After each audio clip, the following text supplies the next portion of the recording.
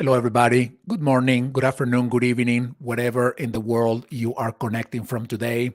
Thank you so much for being part of our Hacking HR community and for tuning in to this Hacking HR live chat series, where we bring authors and speakers and researchers and great people to come and share with us more about the work they've done, their research, their ideas, their insights, and everything else that helps us grow and create better organizations, people-centered culture, using technology for the betterment, of course, of people and our organizations in the world.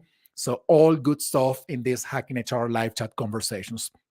Uh, Please let us know in the chat where you are connecting from. I would love to know where everybody's connecting from. So if you can just post in the chat, whatever that is, that would be amazing. And I want to make sure that I encourage you all to be active in this conversation. And what that means is that as we are discussing, and today we're going to be discussing about trust, as we are having a conversation here, that you can ask your questions, make sure that you share your insights. If there's anything that you want to make sure that the community knows about the topic that we're talking about, just post it in the chat. It would be awesome to know everything that you may be thinking about this conversation, and of course, where you are connecting from. So I am super excited today to be talking about trust. And if you go and scroll around our LinkedIn page, we primed this conversation this morning by sharing a couple of things about trust. One, about how trust is broken in the workplace, and two, how to rebuild trust when trust has been broken. But today we're going to get into the science of it. Today we're going to go deeper into research about trust. So for now, I am super excited to welcome Peter to the screen with me here. Good morning, Peter. How are you? Good morning, Enrique. It's great to be here chatting with you today. Thank you so much. I am very excited about the conversation about how trust works, and of course, the science of how relationships and trust, is built, broken, and rebuilt as well. So let me ask you this: can you please introduce yourself, share more with our audience about who you are, and especially why you wrote a book about trust? Absolutely. So I've been a research professor at the University of Southern California for 25 years now. And I've dedicated a huge portion of my research efforts to understand trust and how we navigate these trust issues.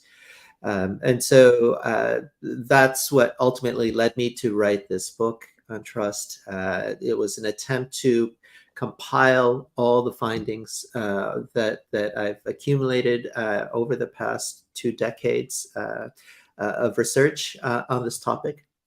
And I'm interested in this topic, and the reason why I study it, for the same reason everyone else is interested in trust. It is a vital part of our lives, in every one of our lives. And yet what I've discovered through this journey is that despite how important trust is to all of us, we actually manage these issues quite poorly. We make these assessments based on a host of assumptions, very quick knee-jerk reactions that are quite often wrong. And this is the plight that has motivated my research over so many years. If it is so important to us, if trust is so vital, as we say, we need to get better at managing it. Yeah, I love that. And I want to go back in this conversation to the idea of how assumptions have an impact in trust, whether at a personal level or at a work level. We're going to get there in a second. But of course, I want to start by asking you, how do you define trust? What is the definition of trust, and how does trust really work, especially in the workplace? Mm-hmm. Well, I'm going to offer what seems to be a pretty complicated definition that we use in the sciences. I hope you bear with me, and then we can unpack it afterwards. So we define trust as a willingness to make oneself vulnerable in situations involving risk, based on positive expectations we might have for another. And so this entails that that there's some vulnerability there, right? So that trust can't really exist if you've protected yourself from all possible harm. You need to be willing to engage in that risk based on this assessment that the other person is going to make that trust justified. And so there's this positive expectation that really gets to your mindset rather than the behavior itself. Because a lot of times we see cooperation, but that cooperation may be the result of things that have very little to do with trust. For example, if someone has a gun pointed to their heads, they'll do what you say. Yeah. But it doesn't mean that they're a trustworthy person. It's because they have no other choice. And so there are many situations where the environment can be focused on reducing risk and protecting the people who might engage in the cooperative behavior. But that's a very different thing than your assessment that the other person deserves that trust. And in fact, if you focus on creating this cooperative behavior through the mitigation of risk rather than by developing trust, it's often the case that you will inhibit trust because you will create a situation where you won't know if the other person cooperated because they were trustworthy or because some laws or threat of punishment force them to act in a cooperative way. And so that's where the vulnerability and the risk that they might take advantage becomes an important part of the equation.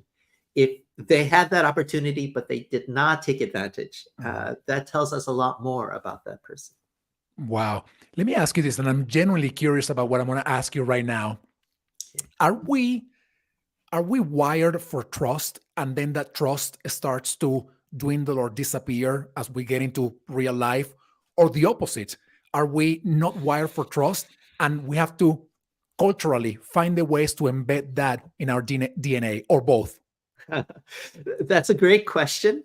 And it really points to an assumption that the scientific literature had for a long time. And this is an assumption that a lot of other normal people have as well.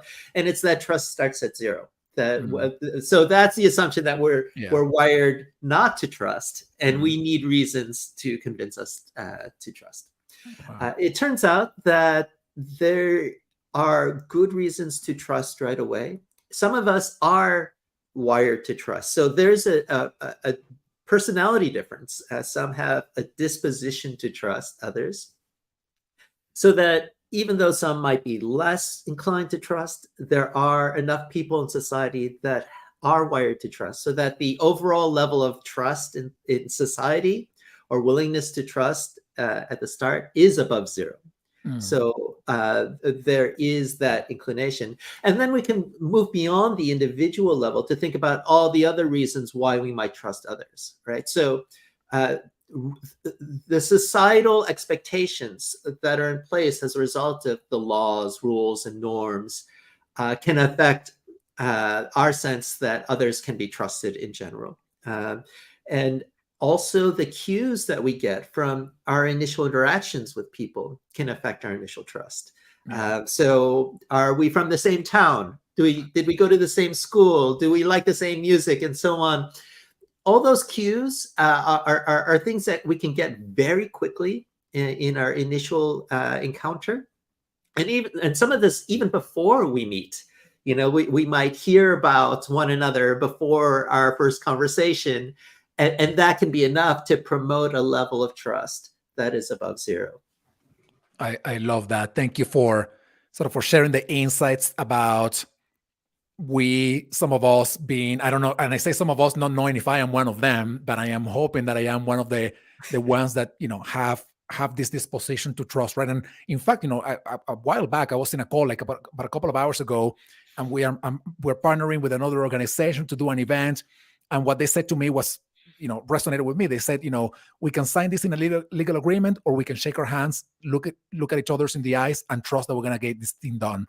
And I told them, like, I'm no lawyer, but I like that much better, right? Because it's, I'm beginning from a place of trust. If things happen, well, we figured it out, but I'm beginning from a place of trust rather than the opposite way, which to me, if you start from a place of like, let's write, this conversation in an agreement and, bring the lawyers on board, I'm already like, something is smelling a little strange here, right? So I appreciate you. Yeah, go ahead, Peter. Well, I love to hear that because, well, first of all, the evidence indicates that people who are inclined to trust, like you, tend to wind up better off. We tend to be happier and more successful. And part of the reason is that by trusting others, we create an environment where the people who are trusted want to prove you right. They don't see this as an opportunity for exploitation. I mean, there's always some, a fraction of people who might have that mindset. But in general, the evidence makes clear that when we're trusted, we want to prove them right. We see that trust as a precious resource to preserve for the future. And that trust enables constructive action. So we are more inclined to invest in the relationship. Others see us as more attractive relationship partners, people they want to do business with and form friendships with. So there are all sorts of benefits for the mindset that you've just expressed. And then when it comes to contracts, I think that speaks to, so I'm seeing these posts from people all around the world, and it really speaks to how different cultures have different mindsets about that kind of legalese that you described, right? Yeah. You can either trust the legal system or you can trust one another. And in cultures where the legal system is less well developed, less reliable, what matters there? It's the trust that the other person that you're working with will be there when things don't go as expected, right? Yeah. And that becomes the important thing. Yeah, absolutely. I love that. And I was thinking about, sorry, this is probably the very wrong example, but I was thinking about this, the mafia movies where you hear, the mobsters talking to each other, and they don't have a written code telling them this is the contract that we signed to help each other out. They just shake their hands, right? And I know it's kind of a strange example, but there's a code of values in there. I mean, we are not in alignment with those values, but they have their own code of values. And that trust is the handshake. I'm looking in your eyes and I trust that, well, we're going to abide by our word rather than by a signed contract, right? Right. And so it's a weird example. So you're pointing to the importance of these normative expectations that sort of guide behavior beyond what might be written in a formal contract. Mm-hmm. And to the extent that those norms are in place, then the contract becomes less important. Yeah. And it also gets to, the mob example also touches on, there are lots of situations where you can't predict the future. Yeah. And so, and this gets to a flaw that a lot of US negotiators have. When they negotiate contracts overseas, they believe that by putting all this stuff in legalese, they've protected themselves. But that entails an assumption that you can predict what will happen in the future, that you've accounted for all these contingencies, and that's not the case. So there are inevitably going to be situations where things fall through the cracks, things happen that you could not have anticipated. And then the question is, okay, so what's going to protect you there? In other cultures, there's much more reliance on the people who are signing the contract rather than the contract itself. Can I trust you, Enrique, to be there when things go awry? Can we work together to solve the problem? And that becomes more important. Now, Peter, you sparked an idea or a question in my mind, and it is this. You're just saying it, right? You can't legalize or put in a contract every single thing that could ever happen. I mean, because you don't know. I mean, you put in a contract what you know had happened before, and you want to manage those scenarios, but you don't know other many potential scenarios or possibilities. But then you go to the workplace and this happens, right? We don't have a policy of I don't know, I'm going to make it up. We don't have a policy about what to wear in the office. And then a couple of people out of your 1,000 employees start coming in shorts and tank tops. And you're like, that's not appropriate. And then you create a policy that you want to create to regulate how everybody else is behaving, even though it was just two people. So isn't that a sign of now I don't trust anybody? And if that's a sign of that, what are the implications? Are there better ways to manage those situations rather than creating a policy that impacts 1,000 employees because two of them came in shorts, I don't know, on a Friday? And I'll give you a second to think about that, because I want to go to the audience and thank everybody for your comments, your insights. Please keep them coming, stay engaged in the conversation. But I also want to ask you one question. For those leaders that you have worked with in the past, leaders that you truly trust, that you are like, these people, I really can put my life in their hands because I trust them. What did they do? What do they have that you trust them so much? Maybe one or two traits or characteristics of what they've done that you trust them so much. And you can also say the opposite, by the way. If you have worked with a leader that you're like, I would never trust this person with anything in life, what did they do? What are their traits that make you not trust in them as people or as leaders? I'm curious to know what everybody's experiences have been with trust in their leaders. Peter, coming back to you, how do we manage this idea of wanting to trust people on one side of the spectrum, and on the other side of the spectrum, trying to policy compliance, create policies, create norms and guidelines for behaviors that maybe not everybody's engaging with, but only a tiny minority? Enrique, you're touching on a major trap many organizations fall into, and it's precisely this issue of okay, as you encounter new situations, and you don't want this kind of thing to happen, so you create a new policy, and over time you have more and more policies. And as an organization grows, as you have more people to manage, more circumstances to deal with, an organization can become a bureaucratic nightmare as it has all these policies for what you can or cannot do. All of this is an attempt to mitigate risk, to prevent these things from happening. One of the cases I teach in my MBA programs is the Netflix case.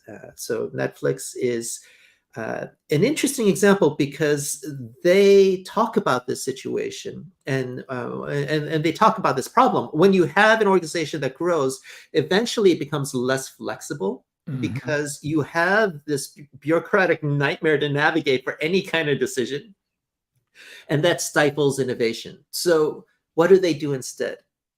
They throw out all those policies and they just have one rule: work in Netflix's best interest. And that's it. One rule. Yeah. and that's an approach based on trust. And of course, there are going to be some people that might exploit that policy here or there, and then eventually they'll leave the organization and they're not a good fit. But for the vast majority of people, that's enough. Once you set the expectation, you have the simple rule, then everyone can operate around that goal, and that enables organizations like Netflix to be much more flexible and innovative. Yeah. What breaks trust when you think about trust in the workplace, being a Netflix or a company of its kind, right? Where you say, we're removing all these policies. We don't want to make it too bureaucratic for you to operate. Our policy is we trust you, and we trust that you have the best interests of this company in mind in the way you behave and operate and whatnot. What breaks that? What breaks that kind of trust? Well, the sad fact that the evidence reveals is that it is extraordinarily easy to break trust, and for reasons that can be entirely unjustified. So there are studies that reveal that simple allegations that are unsubstantiated by someone you don't even know that may be false are sufficient to lower our trust in a target, so one another or in an organization and so on.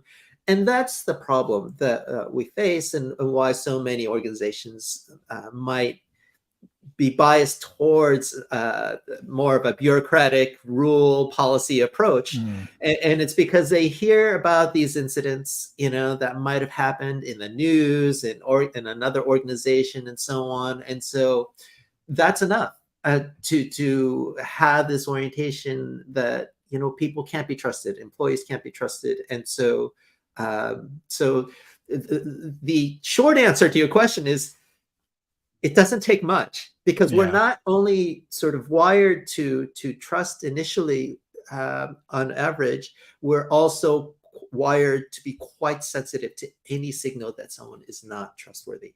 And that's the problem we face. So many of our interactions are based on how quickly trust has been violated, based on hearsay, rumor, a story we've heard in the news, or what have you. And that leads us to focus instead on just protecting ourselves. And then rebuilding that takes so much energy and work and effort, even if it's a justified reason to not trust whoever broke your trust, or if it's just an alleged rumor or whatever it is, right? And I want to ask you about how you rebuild trust. Right now, let me give you some examples, right? Organizations that prematurely trying to, prepare for a possible recession, which never happened, or, for a financial crisis that fortunately has not happened for us.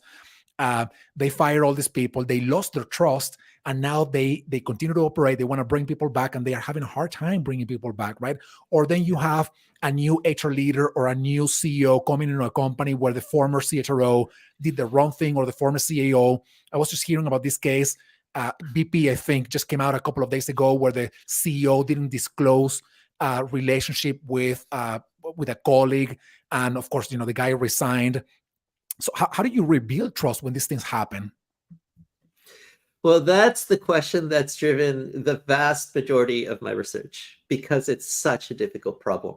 So I can give you a quick sense of some of the highlights.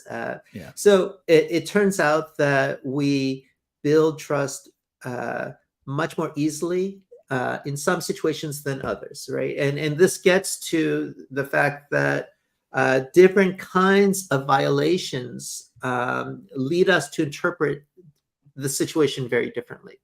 So matters of competence are much more easy, they're much easier to address than matters of integrity. So if someone violated trust because they could not anticipate something that happened in the future, or that they just didn't know, that is something that we're more inclined to look beyond if the other side is repentant. But for matters of integrity, that is almost like the third rail of trust. Once you touch it, it's yes, it is a very, very difficult thing to overcome. And this gets to things in our mental basement that affects how we weigh information about competence and integrity. We weigh it very differently. But ultimately, it's about how we weigh matters of guilt and redemption, right? Were they guilty, and will they fix it? And the issue is that the things in our mental basement can affect how we weigh those two things. And the issue is that many attempts to repair trust, they convey information about both. Like an apology conveys information about the likelihood of repentance. You're sorry, you're going to fix this in the future. But it also confirms guilt. And the question is, okay, well, which of those signals do we weigh more? Well, it depends on the type of violation. And so that's the part of the puzzle that my work has been trying to unpack. Yeah, very, very interesting. And I want to ask you this, and this may be a little bit of a borderline sensitive question, right? But there's a heightened sense of awareness these days about I don't want to call it what's politically correct, but what's human, what's inclusive, what should be the rule and the way we operate when we relate to others. But there's also heightened sensitivity about making mistakes. What if I say the wrong thing? What if I address this person in the wrong way?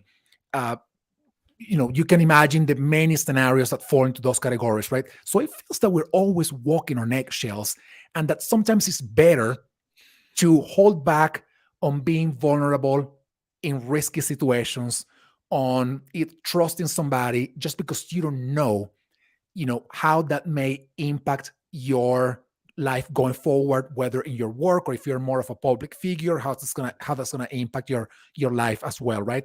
So how do you manage this? How do you manage this idea of having so many,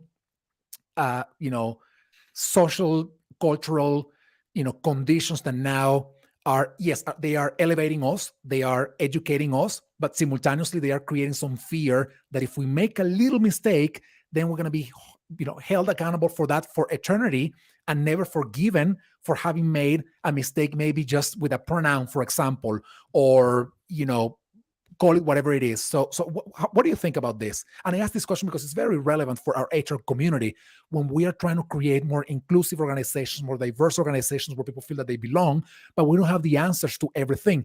And nomenclature has been evolving. So maybe we're using words that are not relevant or acceptable anymore, and they were once. So how do we do this? So you're touching on a really important problem that I explore in my work and in the book. And it gets to, okay, so let's say that our reactions are very different depending on whether something is a matter of competence or integrity.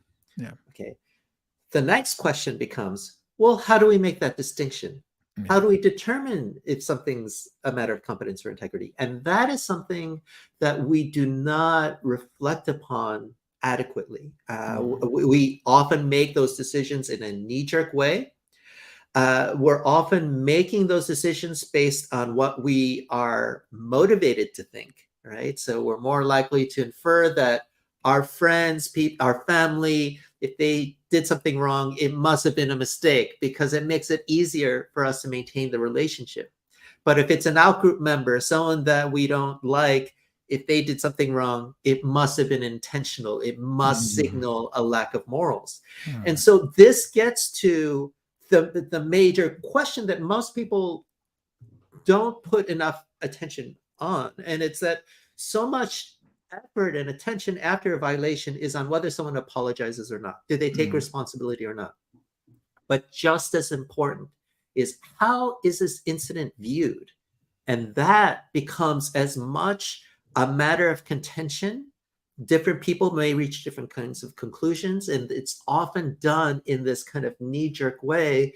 So much of the book ultimately gets to this question of, okay, how do you make this assessment? Are we doing it properly? What does integrity even mean? Yeah. Because if integrity is about fulfilling principles that you consider acceptable, well, it turns out that different people, even if they adhere to the same moral principles, they might prioritize those principles differently. And that can lead to assumptions that someone lacks integrity because they didn't do what you think is appropriate. Yeah. And they feel unfairly maligned because they thought they were doing what was right. And so this creates a situation where you're pointing fingers at one another and it goes nowhere. So that's the major problem that we all need to start working to address. Yeah, I love that. And I'm also reflecting about your initial definition of trust, making oneself vulnerable in risky situations, expecting a positive outcome. And, I think just the state of the world, right? And the fact that we see so much stuff happening and political polarization and war and problems. It seems that, our guard has been going up and up and up a little bit more all the time. And now we are, I think that if we, like you said before, if an out of group, an out of family person makes a little mistake, we, it's like we are ready, with fiercely to attack or to not trust and whatnot. So what do we do when our trust, individually has been broken? How can we even put our guards down when maybe some people here, they have said in the chat, their experience with some past bosses has been terrible. So how can we put that guard down and just give a new person or a repentant person an opportunity to, start a new chapter, right? And not just continue the previous one with all the mistakes and whatnot. Right. So that's where the hard work begins. And part of the solution, it requires work on the part of us as perceivers, the people who might decide whether or not someone's trustworthy or worthy of a second chance. If so much of this is the result of a very quick automatic decision that we're not reflecting upon, then one initial step is that we need to be much more careful at reaching these assessments, gathering more information about all the things that might have factored in to this kind of incident. So that, because if we don't do that, if we're not aware of how many times violations are often the result of both competence and integrity, the things are not so black and white. If we don't have a more comprehensive understanding of what happened and why and what our role is in making those sorts of inferences, then we can prematurely damn these relationships without really thinking enough about whether that's worthwhile or not. And so that's not an easy thing to do, right? It's so much of our inclination is to prioritize our own values and our own principles and to think that this should be universal. But it turns out that it's not universal. The evidence indicates that, people from different parts of the world, different cultures, even within a certain culture, people can prioritize these ethical principles differently. And it's because ethics is a very difficult challenge, right? How do you deal with ethical trade-offs in a complicated world? And so that's where real dialogue needs to happen. And I think one of the major steps this can lead to is an opportunity to move beyond just condemning the other side as saying they're wrong and trying to dominate them and saying you should adhere to my principles, to a different kind of conversation where you recognize that you are both good people, that you have different principles, and then it becomes a negotiation. How can we best achieve the principles we all share? And that's a question of how rather than what. And that can be a much more productive way forward. Yeah, I love that. Peter, thank you so much for spending this time with me. I want to ask you one question to wrap up our conversation. For those, for the HR leaders and practitioners who follow us and are tuning in right now or will tune into the recorded video later on, if they are in an organization where trust has been systematically broken, but they still believe that there's something there and they don't want to leave. They are thinking, I still think that something can be done here. What is one actionable first step that they can, get on board with, start their journey from, to rebuild trust in that kind of organization? Great final question. So I would say that, first of all, let me clarify that trust is not warranted in every instance, right? There are going to be people and organizations and situations where it does not justify trust moving forward. And so the question is, okay, if trust has been violated, how do you address this? The first step has to be, how do you change the situation so this kind of violation doesn't happen again? Right? Because if you try to repair trust without addressing the root causes of the problem, all you're doing is papering over the issue, and it's almost guaranteed that it's going to reoccur. And so you've just made yourself vulnerable without any real prospect of things getting better.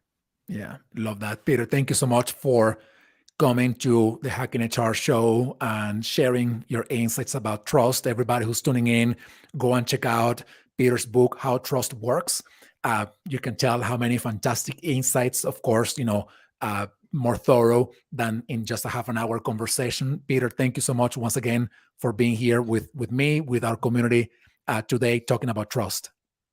You're welcome. It was a pleasure chatting with you. Thank you so much. And thank you, everybody. I will see you soon in our next event or Hacking HR live chat series or whatever it is. Thank you so much. Everybody have a wonderful day. Thank you. Bye, Peter. Goodbye.